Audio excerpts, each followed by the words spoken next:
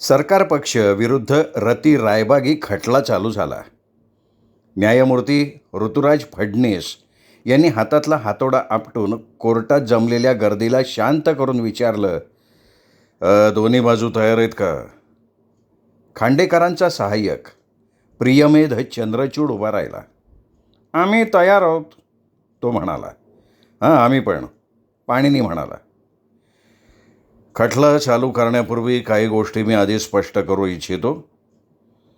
वर्तमानपत्रातल्या बातम्यांवरनं मला समजलं आहे की मैथिलीने रायबागीच्या मालमत्तेवर विलनुसार हक्क सांगितला आहे, तर रतीने रायबागीची विधवा पत्नी या नात्यानं हक्क सांगितला आहे. याचा निर्णय संबंधित कोर्ट घेईल. माझ्या कोर्टात रायबागी विषय चर्चेला जाता कामा नये. अर्थात खुनाचा हेतू दाखवताना याचा उल्लेख होणं अपरिहार्य आहे, पण मी ते तेवढ्यापुरतंच मान्य करीन. चालू करा." न्यायाधीश म्हणाल्यावर प्रियमेध चंद्रचूडनं सर्व्हेअरला बोलवून घेतलं आणि रायबागीच्या घराच्या आतला आणि बाहेरचा नकाशा सादर केला. त्यानंतर बंदुकीच्या तज्ज्ञानं सांगितलं की .38च्या रिव्हॉल्व्हरमधून 2 गोळ्या झाडण्यात आल्या डोक्यात. त्यामुळे तात्काळ मृत्यू आलेला आहे. प्रेत अंथरुणावर पडलं होतं. सकृतदर्शनी झोपेत असताना गोळ्या घालण्यात आल्या होत्या. मृत्यूची वेळ सोमवारी 4 तारखेला रात्री 1 ते सकाळी 8च्या दरम्यान असावी. मृत्यू झाल्यापासून प्रेत सापडेपर्यंत ते हलवलं गेलं नव्हतं. पाणिनीने त्यांना कोणतेही प्रश्न उलट तपासणीत विचारले नाहीत. "माझा पुढचा साक्षीदार आहे इन्स्पेक्टर तारकर," चंद्रचूड म्हणाला. तारकरनी शपथ घेतली, प्रेत कुठे आणि कसं सापडलं याची माहिती दिली. नंतर 2 बुलेट सादर केल्या आणि सांगितलं की यापैकी एक डोक्यातून आरपार जाऊन अंथरुणावरच्या चादरीवर सापडली आणि एक कवटीत सापडली. "तू पाणिनी पटवर्धनशी परिचित आहेस, या खटल्यातले वकील?" चंद्रचूडने विचारलं. "हा, आहे की." "तू अनेकदा फोनवर आणि समक्ष बोललायस त्यांच्याशी?"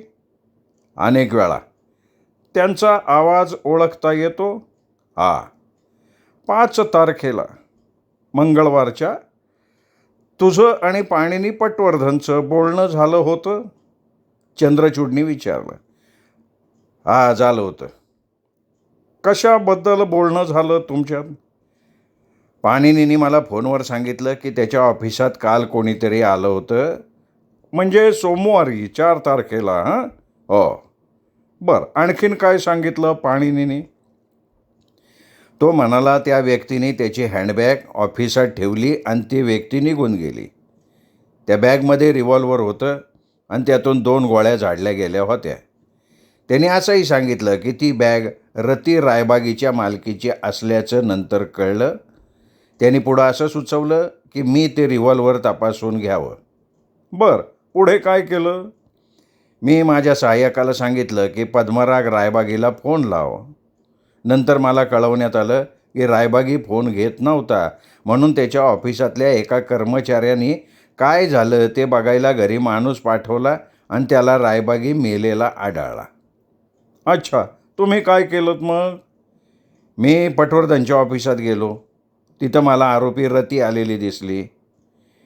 "ज्या रिव्हॉल्व्हरचा पटवर्धन उल्लेख करत होता ते रिव्हॉल्व्हर तिथे आढळलं?"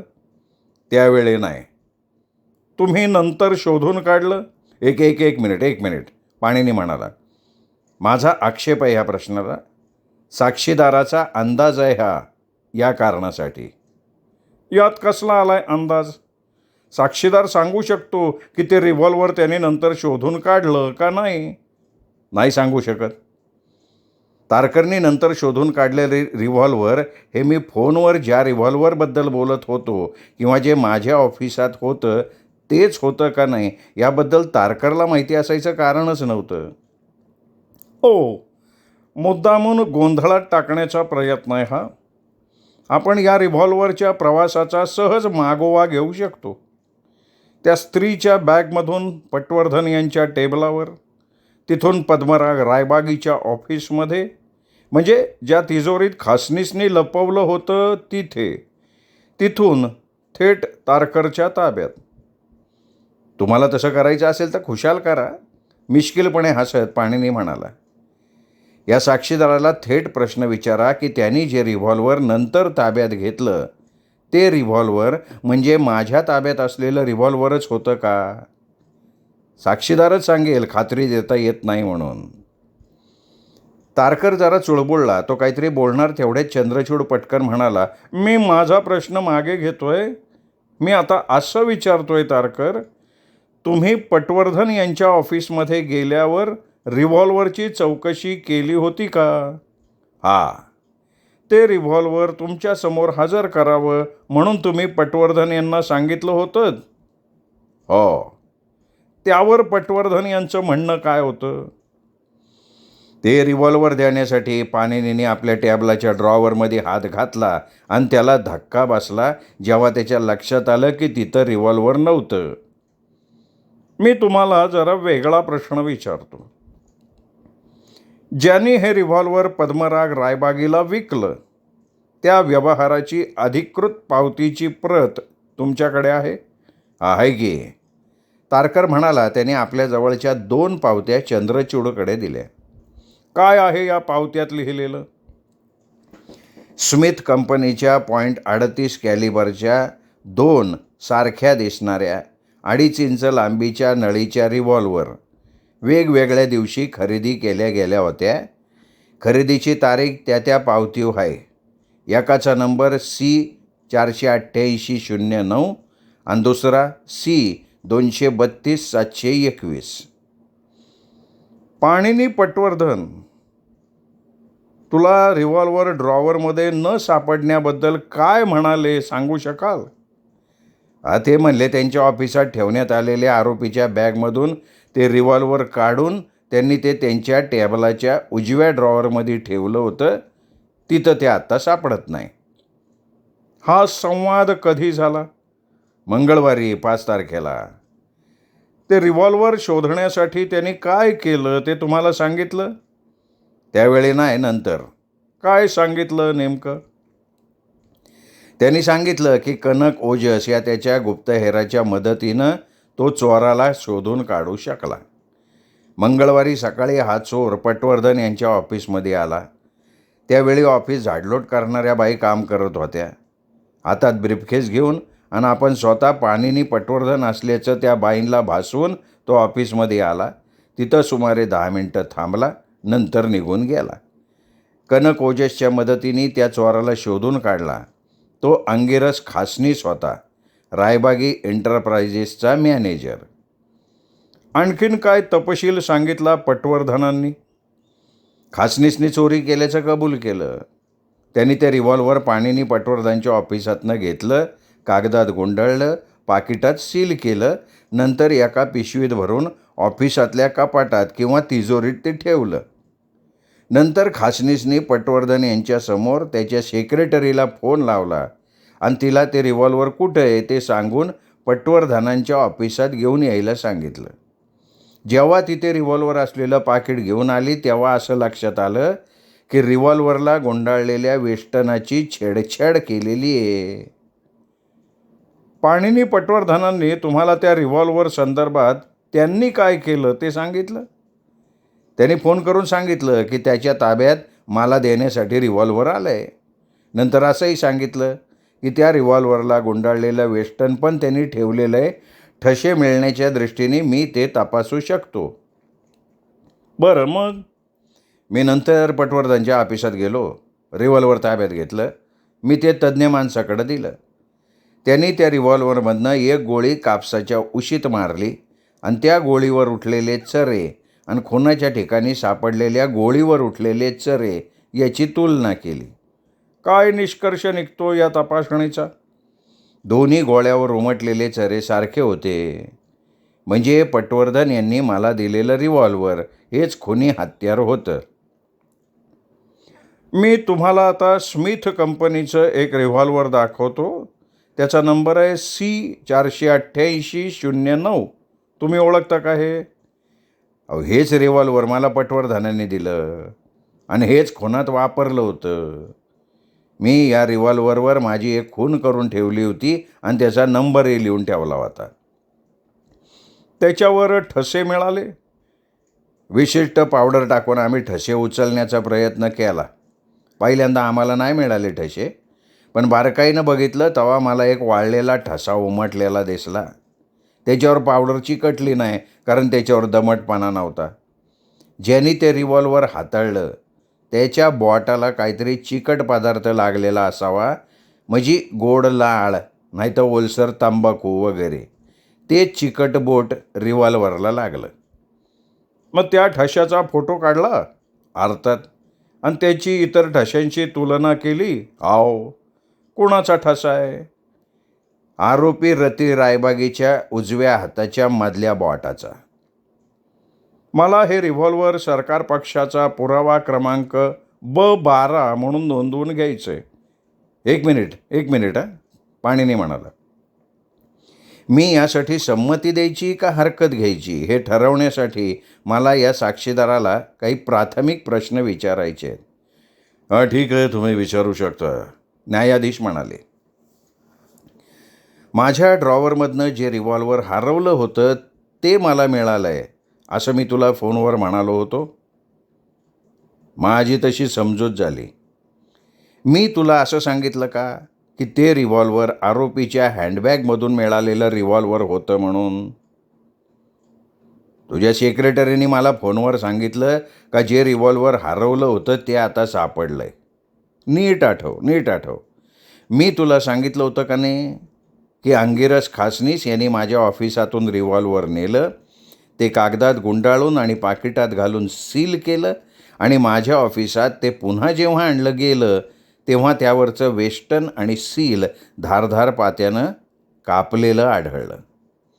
आता तेच रिव्हॉल्वर आरोपीच्या हँडबॅगमधून मिळालेलं रिव्हॉल्वर होतं किंवा नाही हे ठरवण्याचा कुठलाच मार्ग शिल्लक नाही आहे, सांगितलं होतं. आमचा आक्षेप आहे या प्रश्नाला. हा IQ पुरावा आहे. IQ कसं काय? मी तारकरला काय सांगितलं याबद्दल तारकरने आधीच सर तपासणीत साक्ष देताना सांगितलं आहे. मी फक्त त्याची स्मरणशक्ती तपासून बघतोय की तारकरला संपूर्ण संवाद लक्षात आहेत का. Objection over ruled. बरोबर आहे, पटवर्धन म्हणतात ते बरोबर आहे.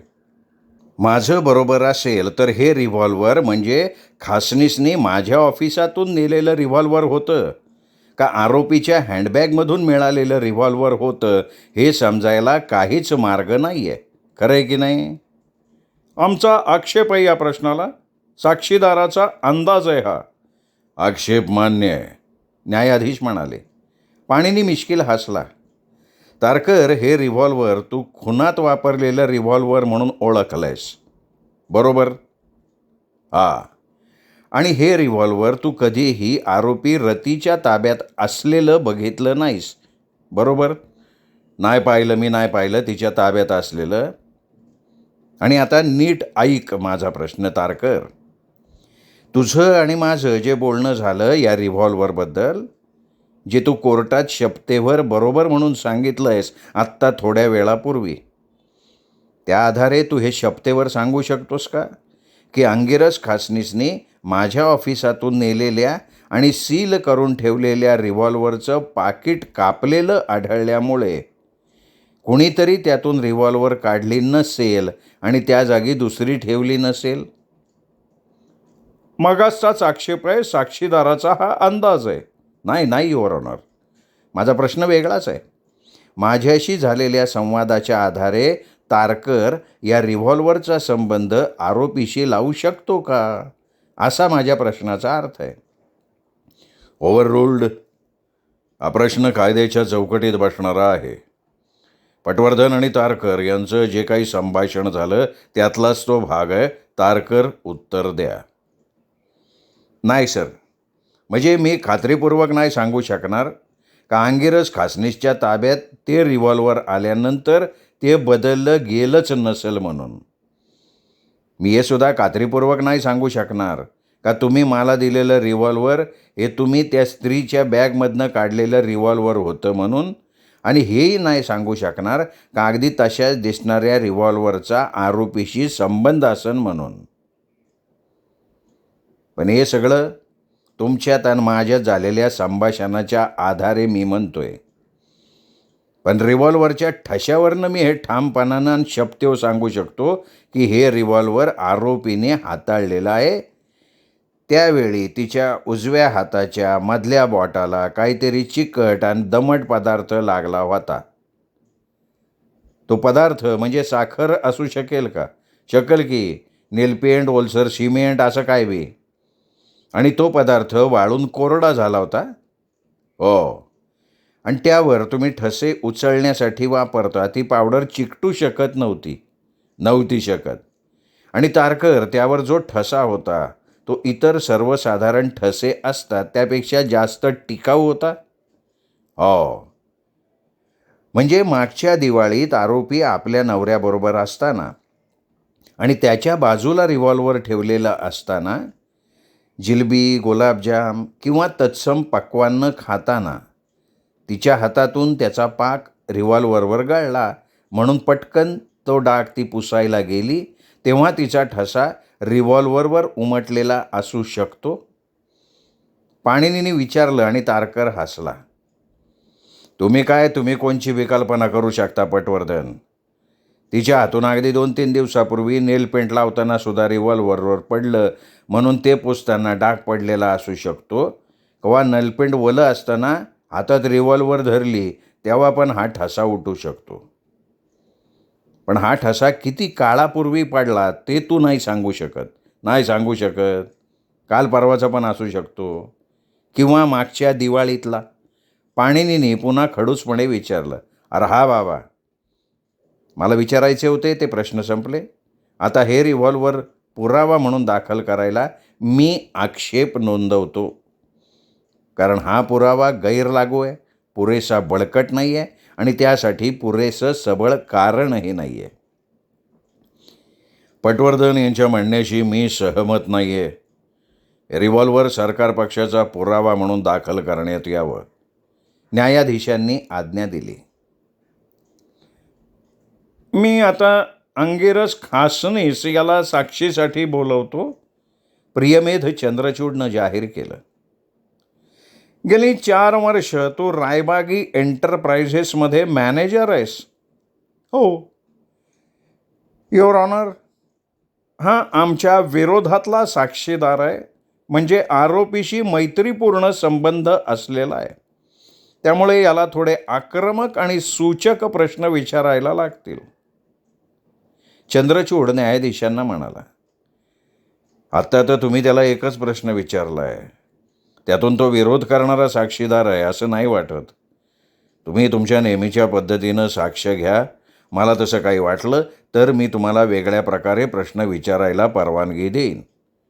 ठीक आहे युअर ऑनर, चंद्रचूड म्हणाला आणि नंतर खासनीसला उद्देशून त्याने विचारलं.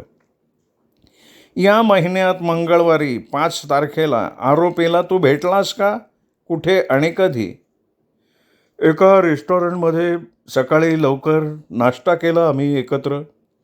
आणि बोललास पण तिच्याशी? अर्थातच.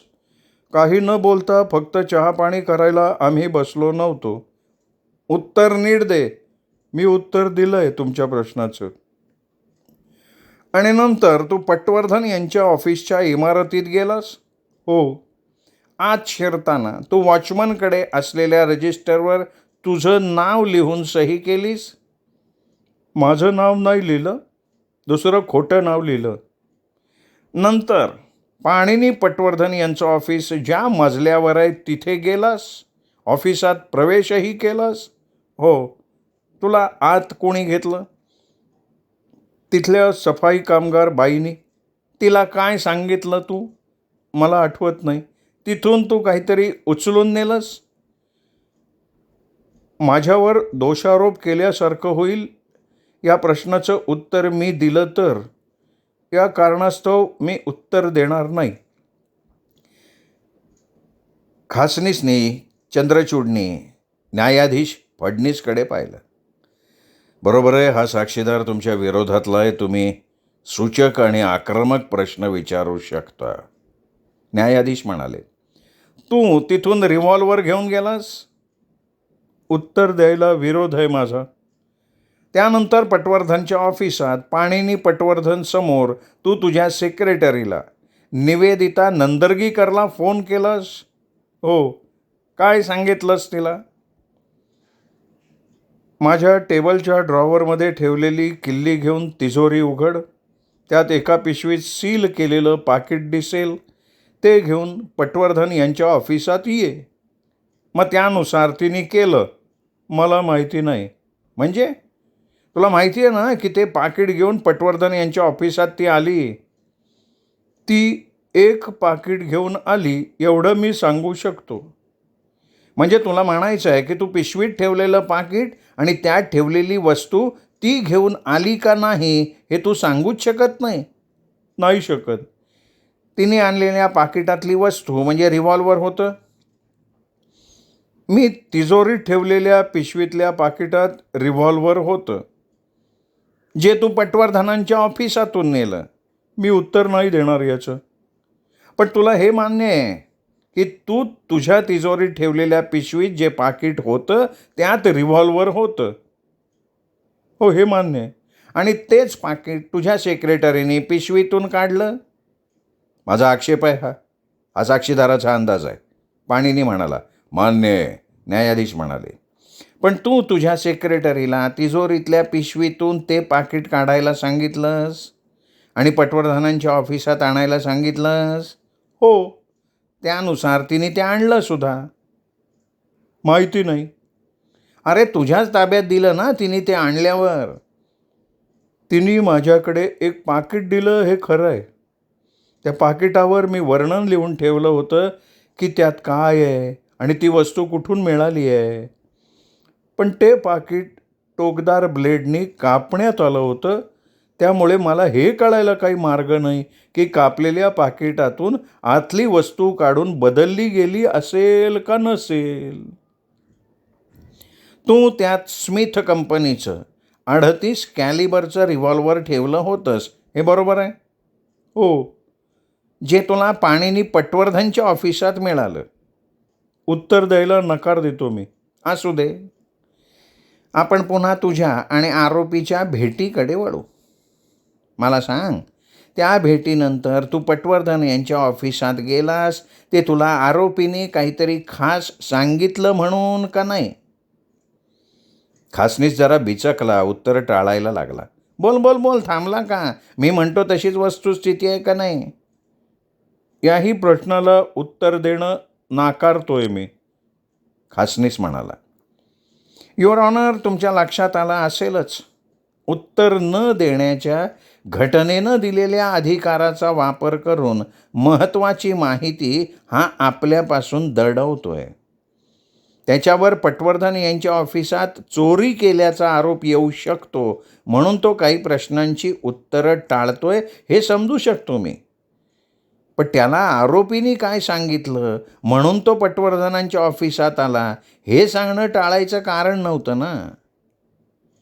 यावर माझं मत ऐकून घेतलं जाईल का? पाणिनीने विचारलं. हां, बोला बोला, जरूर बोला, काय म्हणायचं आहे? न्यायाधीश म्हणाले. रती आणि खासनीस या चर्चेमधून असं निष्पन्न झालं असेल की त्यांनी माझ्या ऑफिसात जाऊन रिव्हॉल्वर पळवून आणावं आणि त्यानुसार त्यांनी ते कृत्य केलं असेल, तर त्याच्यावर चोरी अधिक गुन्ह्याचा कट करणं असे दोनही गुन्हे नोंदवले जाऊ शकतात. म्हणून त्यांनी तिच्याशी काय चर्चा झाली हे सांगायला नकार दिलेला असावा. पटवर्धन, तुमचा हा मुद्दा बरोबर वाटतोय, न्यायाधीश म्हणाले. ठीक आहे, मला सांग, जे रिव्हॉल्वर तू तुझ्या तिजोरीत ठेवलंस ते या महिन्याच्या 5 तारखेपूर्वी तू पाहिलं होतंस? माहीत नाही. का? म्हणजे मी जे रिव्हॉल्वर पाहिलं होतं ते हेच होतं का ते नाही सांगता येणार? म्हणजे हुबेहूब तसंच तू दुसरीकडे पाहिलं होतं? हो. कुठे? अनेक ठिकाणी साहेब. रिव्हॉल्वरची उत्पादक कंपनी आपली उत्पादनं त्यांच्या शोरूममध्ये लावते. इतरही अनेक ठिकाणं असतात. या अनेक ठिकाणात एक ठिकाण म्हणजे एका बाईची पर्स? हो. जराशा नाराजीनं खासनीस म्हणाला. कोण आहे ही बाई? मिसेस रायबागी. हां हां हां हां हां हां. म्हणजे एवढ्या सगळ्या प्रश्नोत्तरातून तू शेवटी कबूल करतोयस की हे रिव्हॉल्वर तू आरोपी रतीच्या हँडबॅगमध्ये पाहिलंस म्हणून. तेच रिव्हॉल्वर त्यांनी तिच्या बॅगेत पाहिलं असं साक्षीदार म्हणालेला नाही. पाणिनीनी नजरेला आणून दिलं. तेच रिव्हॉल्वर असू शकतं, त्याला माहिती आहे ते, चंद्रचूड म्हणाले. आणि ते दुसरंही रिव्हॉल्वर असू शकतं, तुम्हाला माहिती आहे ते. खासनेस, हे रिव्हॉल्वर त्या बॅगेत कसं आलं याबद्दल तुला काही सांगितलं गेलं? हो. काय नेमकं काय? मिसेस रायबागी म्हणाली की तिच्या नवऱ्याने तिच्या संरक्षणासाठी ते तिला देऊन ठेवलं होतं आणि कायमच आपल्या बॅगेत ठेवायला सांगितलं होतं, एक काळजी म्हणून, विशेषतः ती रात्री कधी बाहेर गेली तर. दॅट्स ऑल, प्रियमेद चंद्रचूड म्हणाला. मला फक्त 1-2 प्रश्न विचारायचे आहेत, पाणिनी म्हणाला. तू म्हणालास की अशी एक रिव्हॉल्वर तू मिसेस रायबागीच्या बॅगमध्ये पाहिलीस. हो. आणि ती म्हणाली की तिच्या नवऱ्याने तिला ते दिलं होतं, विशेषतः ती रात्री कधी बाहेर गेली तर जवळ असावं म्हणून. हो. ते कायम स्वतःबरोबर ती ठेवायची. कधीतरी याबाबतीत तिने तुला काही सांगितलं का? नेमक्या शब्दात नाही, पण ती ज्या प्रकारे बोलली त्यावरून माझा कयास आहे की कायम ठेवत असावी ते आपल्याबरोबर. न्यायाधीश फडणीस यांनी सरकारी वकील प्रियमेद चंद्रचूडकडे बघितलं. तुम्हाला हरकत घ्यायची असेल याच्यावर तर घेऊ शकता, हा साक्षीदाराचा अंदाज आहे म्हणून. मी पूर्ण स्वातंत्र्य देऊ इच्छितो पटवर्धन वकिलांना. तुझं तिच्याशी जे बोलणं झालं त्यावरून तुला खात्री वाटते की तिला बंदूक देण्यात आली होती आणि ती तिच्या मालकीची होती? हो. ते रिव्हॉल्वर तिच्याकडे होतं आणि ते कसं वापरायचं याचं ज्ञान होतं तिला? हो सर. पाणिनीनी विचारलेल्या प्रश्नांची उत्तरं ही आपल्याला अनुकूल अशी येत आहेत या जाणीवेनं चंद्रचूड खुश झाला. त्यांनी मान वर करून कोर्टात जमलेल्या लोकांवर नजर टाकली. आणि हे सगळं बोलणं तू मिसेस रायबागीशी केलंस त्यावरून तू सांगतोयस? पाणिनीनी भांबावून गेल्यासारखं दाखवून विचारलं. चंद्रचूड अजूनच खुश झाला. मला सांग अंगिरस खासनीस, मी जेव्हा मगासपासनं तुला विचारतोय की तुझं मिसेस रायबागीशी बोलणं झालं का, तेव्हा तुला रती रायबागी असंच म्हणायचं आहे ना? पाणिनीनी विचारलं. आता त्याच्या डोळ्यात एक चमक आली होती. नाही सर, मिसेस रायबागी म्हणजे मला मैथिली म्हणायचं होतं, साहेबांची आधीची पत्नी. अंगिरस खासनीसनी बॉम्बच टाकला. चंद्रचूडचा चेहरा एकदम पडला. तो पटकन उठून उभा राहिला. थांबा थांबा, पाणिनी, पटवर्धन आणि खासनीस यांनी मिळून ठरवलेला हा प्लॅन आहे युअर ऑनर, मुद्दाम गोंधळ निर्माण करण्यासाठी. जेव्हा तो मिसेस रायबागी असा उल्लेख करेल तेव्हा मी रती रायबागी असं समजावं, मात्र प्रत्यक्षात तो मैथिलीबद्दल सांगत असेल. मी कोर्टाला विनंती करतो की साक्षीचा हा संपूर्ण भाग वगळण्यात यावा, या आधारावर की ही सगळी साक्ष म्हणजे साक्षीदाराचा अंदाज आहे. चंद्रचूड, तुम्हाला हरकत घेण्याची पूर्ण संधी होती, तुम्ही ती घेतली नाहीत. हा साक्षीदार नाव न घेता फक्त मिसेस रायबागी असा उल्लेख करत होता, पण त्याला मैथिली असंच म्हणायचं होतं हे कोर्टाच्या लक्षात आलेलं होतं. तुम्ही नीट ध्यान दिलं असतं तर तुमच्याही ते लक्षात आलं असतं. न्यायाधीश फडणीस म्हणाले. पण हा ट्रॅप आहे. चंद्रचूड पुटपुटला. बचावाच्या वकिलांना ट्रॅप लावायला मज्जाव करणारा कायदा मला तरी माहिती नाही. तुमचा आक्षेप मी अमान्य करतोय चंद्रचूड. पटवर्धन, तुमचे पुढचे प्रश्न विचारा. माझे प्रश्न संपले, पाणिनी म्हणाला. भोपटकर पिंजऱ्यातनं बाहेर पडायला निघाला. थांबा, मला 2-3 प्रश्न विचारायचे आहेत जरा, चंद्रचूड म्हणाला. तो पुन्हा थांबला. मला सांगा, तुम्ही तुमची ही साक्ष पाणिनी पटवर्धन यांच्याबरोबर चर्चा करून दिली? हो. तुम्हाला ॲडव्होकेट पटवर्धन यांनी सांगितलं होतं का नाही की तुम्हाला साक्षीत असं विचारलं जाईल की पुराव्यात दाखल करून घेतलेल्या रिव्हॉल्वरसारखं दुसरं रिव्हॉल्वर तुम्ही पाहिलं होतं का? हो. आणि तुम्ही पटवर्धनांना सांगितलं की मैथिलीकडे तसंच रिव्हॉल्वर पाहिलं होतं म्हणून. हो. आणि यावर पाणिनी पटवर्धनांनी तुम्हाला असं सांगितलं का की असं सांगायची वेळ आली तर रती किंवा मैथिली असं नाव न घेता फक्त मिसेस रायबागी असा उल्लेख कर. स्पष्ट शब्दात नाही पण अप्रत्यक्षपणे. अंगिरस म्हणाला. चंद्रचूडनी विजयी मुद्रेनं न्यायाधीशांकडे बघितलं. आता एकच प्रश्न. हुबेहूब तसंच रिव्हॉल्वर तू रती रायबागीकडे पाहिलंस? फक्त हो किंवा नाही एवढंच उत्तर दे. हो. तिच्या बॅगमध्ये ते होतं? हो. That's all your honour. तुम्ही जाऊ शकता. एक मिनिट खासनीस, मला 1-2 प्रश्न विचारायचे. तू एकापेक्षा जास्त प्रसंगी तिच्या पर्समध्ये रिव्हॉल्वर ठेवलेलं पाहिलंस? हो. नेमका दिवस नाही आठवत पण 2 वेळा पाहिलं. म्हणजे तिच्या ताब्यात 2 रिव्हॉल्वर होत्या. एक मयत रायबागीनं खरीदलेलं जे खुनी हत्यार नव्हतं आणि दुसरं खुनी हत्यार असलेलं. माझा आक्षेप आहे या प्रश्नाला. साक्षीदाराचा अंदाज आहे हा. त्याला हे कळायला काय मार्ग होता की 2 वेगळी रिव्हॉल्वर होती जोपर्यंत त्यांनी दोन्ही रिव्हॉल्वरवरचे नंबर पाहिले नाहीत. मला जे म्हणायचं होतं ते सरकारी वकिलांनी बरोबर सांगितलं बघा आत्ता.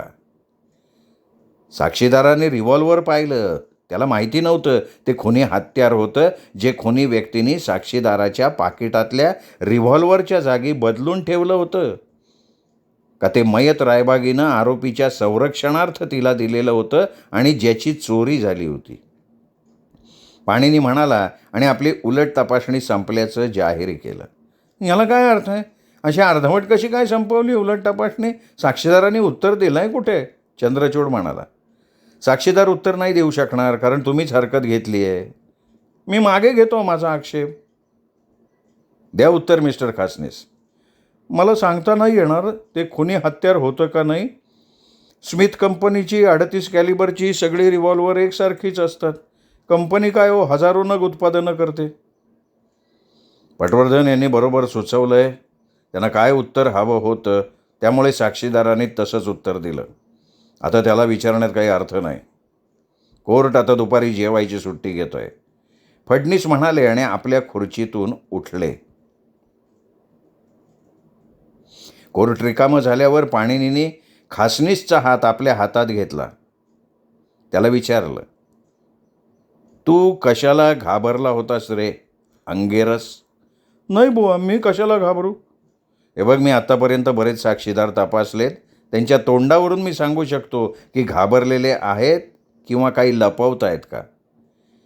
जेव्हा सरकारी वकील म्हणाले की माझे प्रश्न संपले तेव्हा तुझ्या चेहऱ्यावर एकदम सुटकेचा भाव जाणवला. नाही पटवर्धन, मी घाबरलो नव्हतो.